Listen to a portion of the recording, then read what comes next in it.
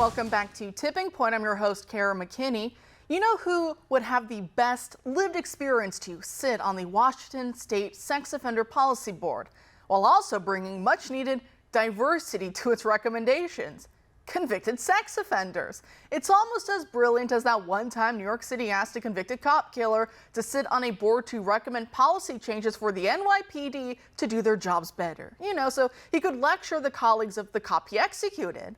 And yes, this brilliant plan in Washington was dreamed up by an ex-con who now serves as a Democrat representative. Tara Simmons, the sponsor of the bill, spent about 2.5 years in prison for theft, drug, and firearm charges.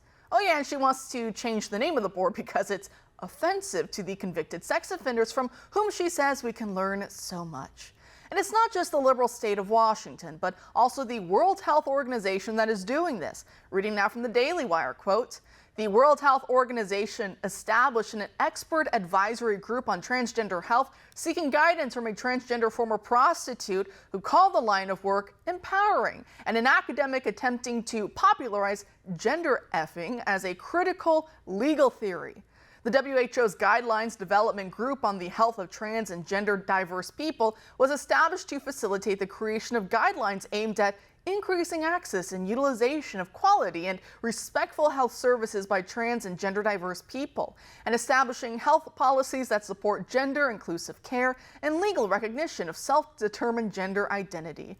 Among the experts named by the WHO is Erica Castellanos, who the WHO says is a trans woman living with HIV from Belize who resides in the Netherlands. Castellanos, a former prostitute, is a member of the International AIDS Society, where he focuses on youth engagement and HIV activism. It also includes Florence Ashley, an assistant professor at the University of Alberta and former clerk at the Supreme Court of Canada, who the WHO describes as a trans feminine jurist and bioethicist whose work focuses on trans issues in the legal and healthcare systems.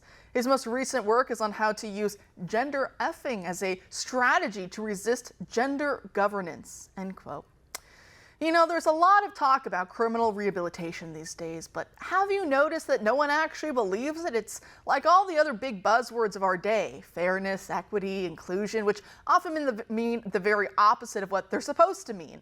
In this case, whether we're talking about rehabilitation or criminal justice, all the leftists in power mean is to make it easier for criminals to keep being criminals and to make people sympathize with their supposed struggles. Like how the race riots we deal with every few years is part of the process of canonizing a new criminal martyr to be worshipped by putting BLM Marxist fists or black squares in your social media bios so that the left-wing angel of death will spare you and your family.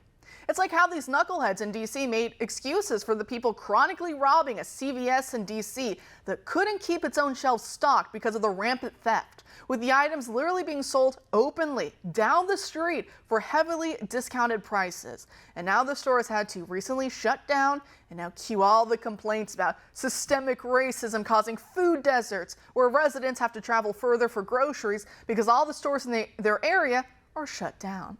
Anyway, here are those residents defending the looting. I'm stuck. I mean, it's bad to do. At the same time, they're probably doing it for a reason. They need those things, but they shouldn't just be going in and clearing the shelves because this isn't sustainable for the store. A lot of folks actually can't afford any of the things in there. I'm not saying that ceiling has to be the solution to that, right?